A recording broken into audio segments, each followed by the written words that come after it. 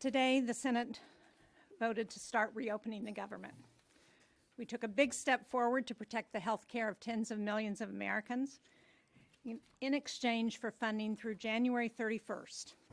This agreement will give Democrats control of the Senate floor for a vote on one of our top legislative priorities, extending the Affordable Care Act premium tax credits. This is important when Republicans control every branch of government. The agreement reinstates thousands of fired federal workers and provides back pay to more than 1 million others. It advances 3 bipartisan funding bills for agriculture and FDA, for military construction and Veterans Affairs, and for the legislative branch. It restores a real bipartisan appropriations budget process. Republicans control the White House, the Senate, and the House, and they made clear over a period of weeks, including just this week, that this was as far as they would go as part of the shutdown talks. This was the only deal on the table.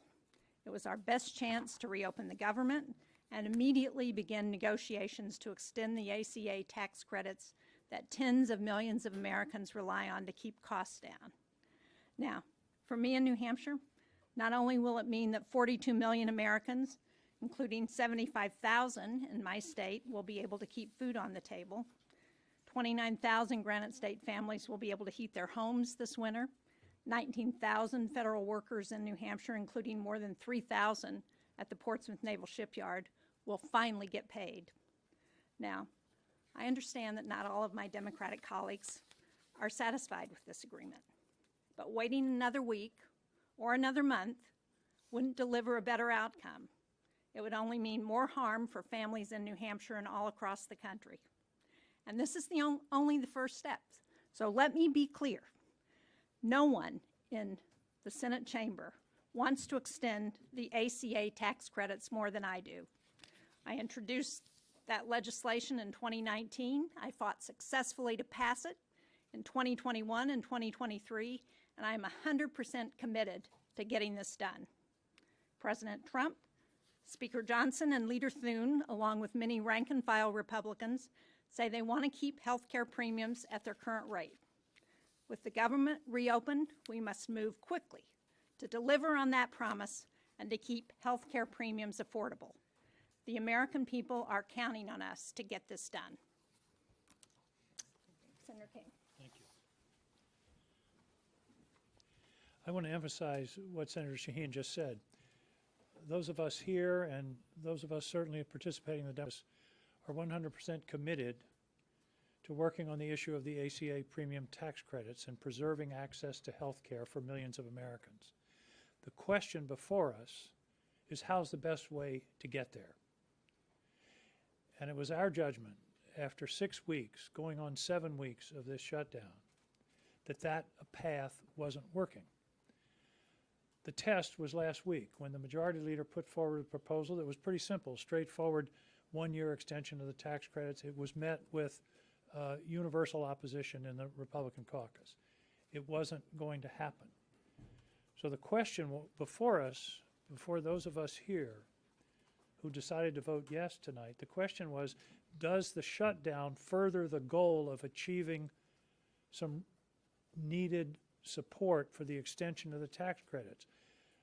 Our judgment was that it would not produce that result. And the evidence for that is almost 7 weeks of fruitless attempts to make that happen.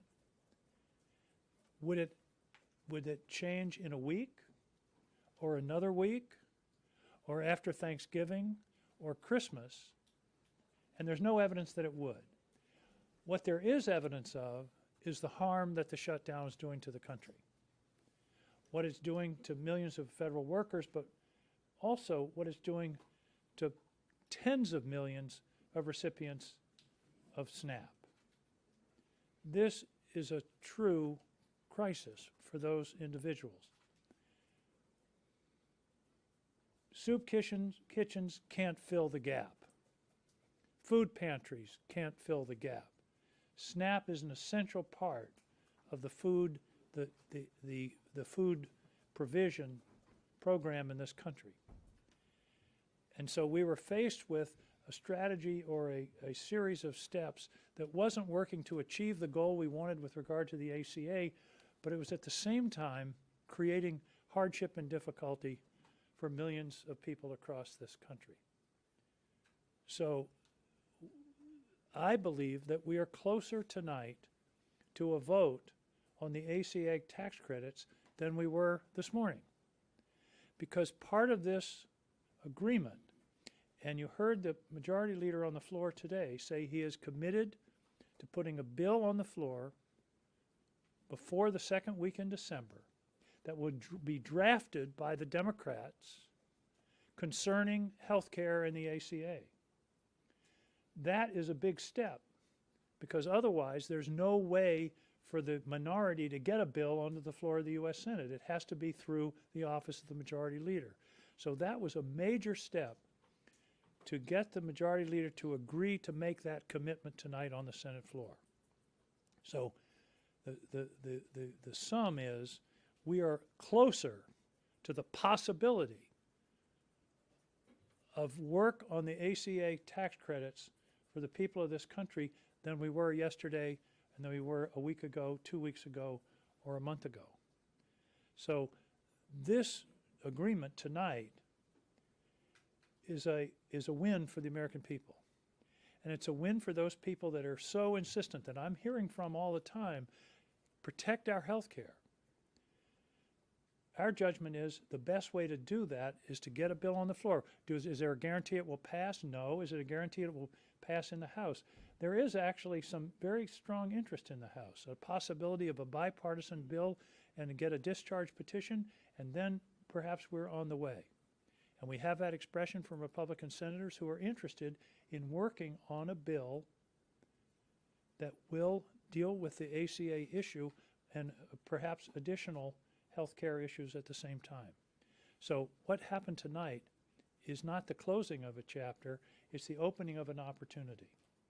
What the chapter it does close is the damaging shutdown that is only getting worse, that is only going to impact more and more people, and it's an opportunity for us to move forward on behalf of all the people of this country on the issue of health care, but also on making the federal government function. Thank you.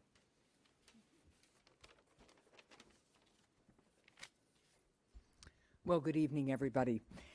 At a time when families desperately need relief, Washington's dysfunction is making life harder for families, and the last 39 days are proof of that.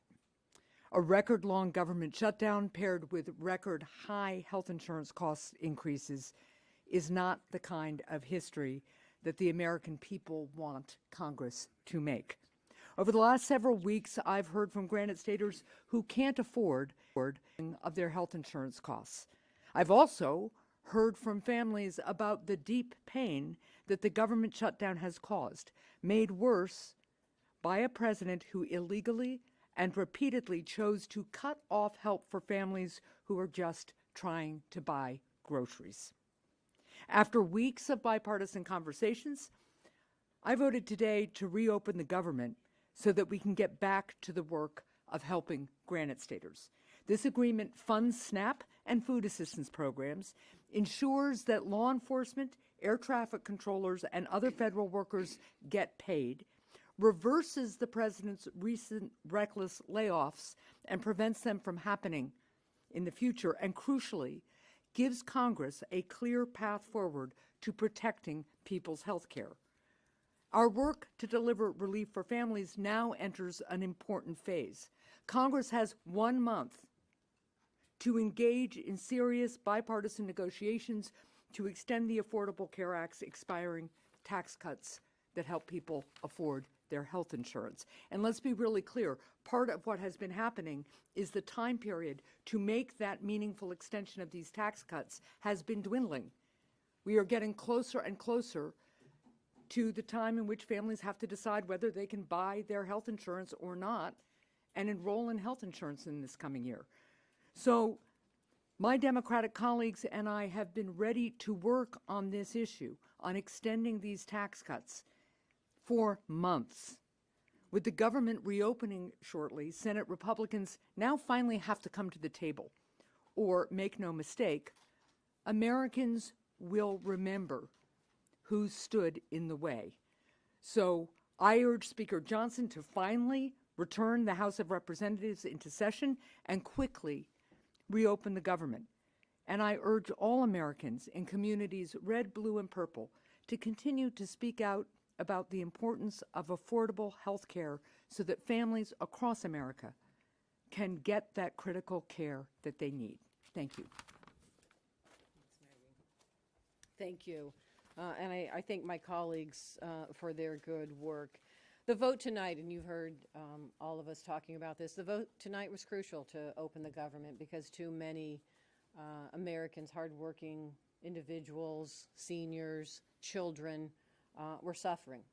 I know in Nevada, particularly that is based on a service industry, tourism and travel, we are doubly hit. Tariffs, bad policies of this administration, and the shutdown was having an impact on travel to our state and quite honestly across the country. But it wasn't just that. We have federal workers that were suffering. We have TSA agents. We have airport controllers.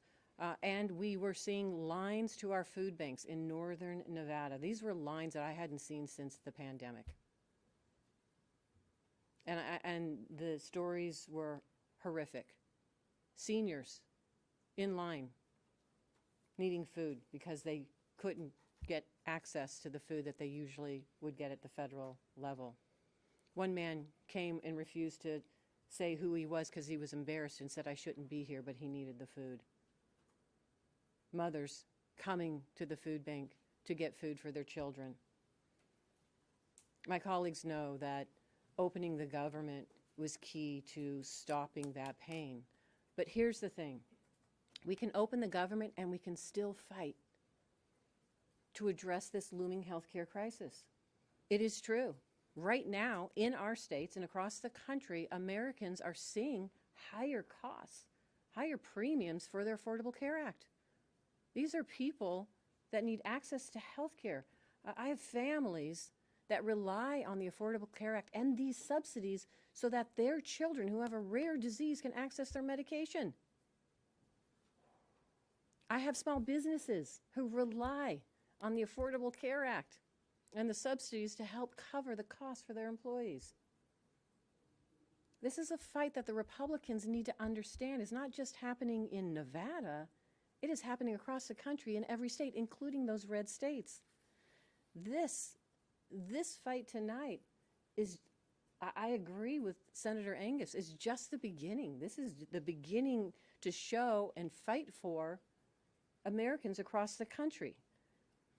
Let me just say this. With the government open, we can focus on passing a full bipartisan budget for 2026 that starts with a minibus that will restore funding that President Trump cut. It delivers millions of dollars in critical funding to states like Nevada, all across the country, and it, you will hear, blocks the administration from future rifts. We have an opportunity also to put Republicans on the record on the ACA. Are they committed to doing this? Are they committed? Leader Thune said he would come to the table on a health care once the government was open, and now he must follow through. If Republicans want to join us in lowering costs for working families, they have the perfect opportunity to show the American public. I expect Republicans to be at the table in the next few weeks. I expect the White House to be at the table. And if they do choose not to come to the table, they can own the disastrous premium increases that will continue to rise. They will own the fact that Americans across this country are going to lose access to health care. We were elected in the Senate to work on real solutions that help working families.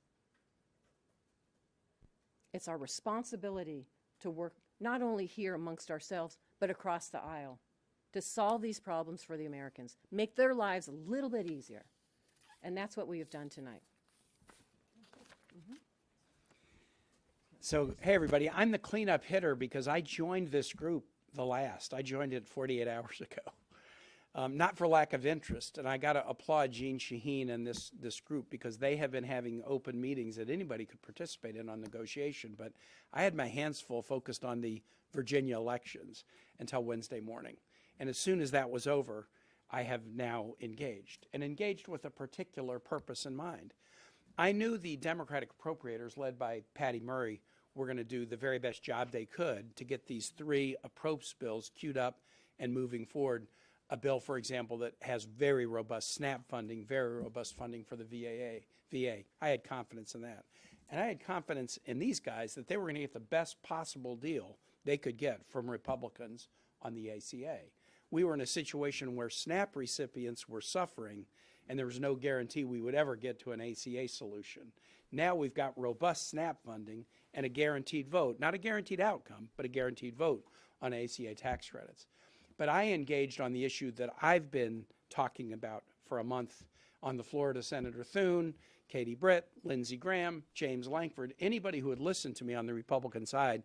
I've said what I need in Virginia, with 320,000 federal employees who live in households that probably encompass nearly 650 or 700,000 residents in my state, I need a moratorium on mischief. My Virginians have been suffering under this administration. The shutdown started on January 20. I need a moratorium on the punishing of the federal workforce. That's what I need. And so I joined this group to make sure that we could get important protections for federal employees. And what we have in this bill is the restoration of all the furloughed employees and a guarantee of their back pay, the restoration of all RIFT employees who got RIFT after October 1 with all of their back pay, and a guarantee of no RIFs. No RIFs going forward. 2 million federal workers, not just my 300,000, 2 million federal workers who are not uniformed military now have a guarantee of no RIFs going forward. So they don't have to go into the holiday season with anxiety about what's going to show up on their email one morning at 5:30 a.m. That's a big win for 2 million federal employees, and added together with these other ingredients of robust appropriations bills and a guaranteed path forward to vote on fixing the ACA, that made me sign on and say, yes, we can do it. I had a number of Republicans on the floor tonight said, we were amazed that you got that no RIF guarantee in there. And I'm glad that we did, and we all worked so hard on it together, and I have huge respect for my colleagues who made this happen. Thanks. Senator, you say you're fighting on the Affordable Care Act. What do you say to your colleagues who say this isn't a fight, this is a capitulation? You're putting together, you're agreeing to a vote on a bill that it almost certainly will not become law, and you're allowing that to happen. Well, first of all, there was, as long as the government shut down, the clear statement from Senator Thune and the Republican majority, and they control the Senate, the House, the White House, was we will not talk about health care with you. So there was no vote that we were going to get on the Affordable Care Act, premium tax credits. We have a guaranteed vote by a guaranteed date on a bill that we will write. Not that the Republicans will write, although I do think it's important for us to engage with them, because we need a bipartisan bill that we know is going to get enacted to provide the relief that Americans need. And I think there's a commitment on the part of many of our colleagues to do that. But there's no guarantee this will become law. There was never a guarantee that it would become law. Well, just to follow up on that, Senator, because we understand that this vote will happen, but a vote on the extending the tax credits, it does not guarantee that it's going to happen. So how do you explain, though, to your constituents why it was worth it to put up this fight for so long when in the end you did not get your key demand? Because it wasn't working. How long would it take to not get a response to say it isn't working? In other words, it's been 6 weeks. There's been the Republicans made it clear they weren't going to discuss the health care issue, the Affordable Care Act tax credits, until the shutdown was over. We tried to keep working that for 6 weeks. It didn't happen. The vote that we have is not a guarantee for sure. It's more of a guarantee. Here's the way I would put it. as I assessed it, there was zero chance of dealing with the ACA issue as long as the shutdown continued. Now, I don't know, 50-50, but there's a lot better chance now than there was this morning, because nothing was happening, and there was no evidence that another week or another 2 weeks or Thanksgiving or Christmas was suddenly the Republicans were to come to us and say, oh, we want to now talk about the ACA. If they weren't going to do it by now, what's going to change in the next 2 weeks that's going to make them do it? And that was really the assessment. Again, I would say, right, as of this morning, there was a zero chance of having a work on the ACA. Now there's a measurable chance. Will it be everything that everybody wanted? No, because we need 60 votes. And so there's going to be a negotiation. But Republicans have already started saying, well, here, you know, if you did this or did that, maybe we can get there. So I would take a reasonable chance against no chance every day. And that's and the other piece is, we didn't really emphasize this, there are 3 important appropriations bills in this that would lock in SNAP for the rest of the year at a very substantial rate. Plus other benefits, veterans funding is guaranteed if we can get these 3 bills through. So there's a plus on that. And I think the odds are that we have a better chance of doing something about the ACA than we did not going into this. At some point, you have to decide, you know, what is the best strategic step forward. And we believe that the evidence is that what we were doing wasn't working, and therefore, let's try something else. And the real question is, why would a president of the United States pit hungry children against sick children? And that is what President Trump has done. I mean, this is outrageous. We can't reach agreement on government funding, so the government shuts down, and even though the law is clear that he could fund SNAP benefits during a shutdown, he did not. And then he also said, and by the way, I don't really care if people's health insurance premiums get so high they can't afford their care. That's on Donald Trump. My vote today was to do 2 things, both equally morally important and imperative. One is to make sure that the government is functioning so that our kids eat, so that our elderly citizens eat, so that our air traffic controllers can get some sleep and earn money, get paid while they are working, so that our veterans are protected, and continue the fight to a realistic platform to get the premium tax cuts done. And if that is not successful, then shame on the Republican Party and shame on Donald Trump. But the American people will see who stands with them on health care and who does not.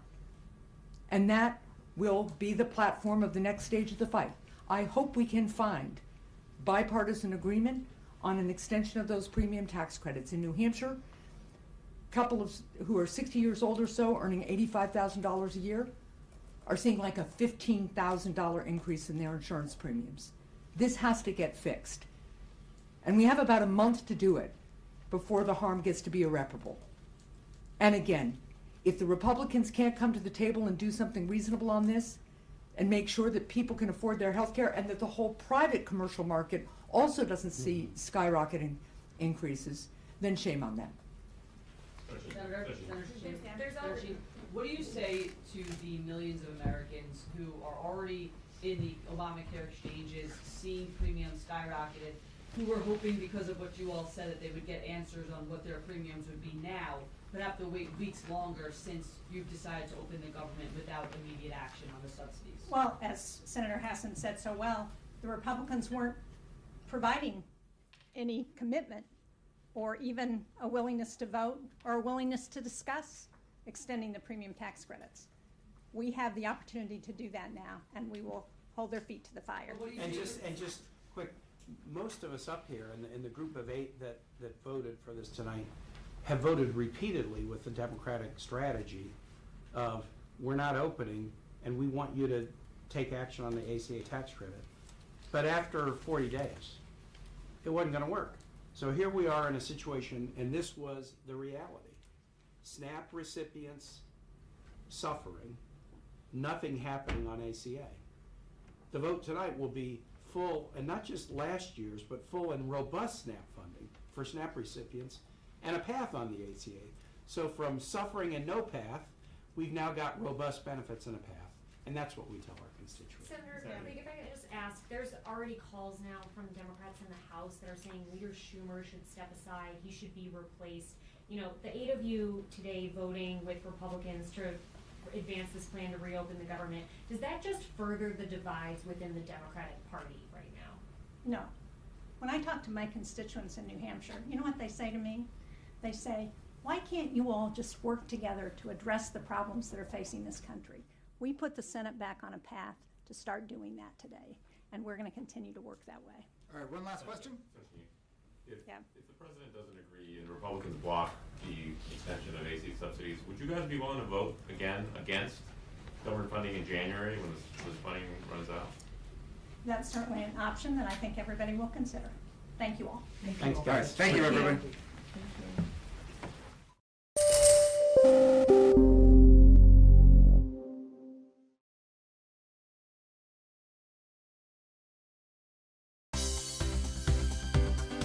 For more news and updates, all you need to do is follow CNBC TV 18 on all of our digital platforms.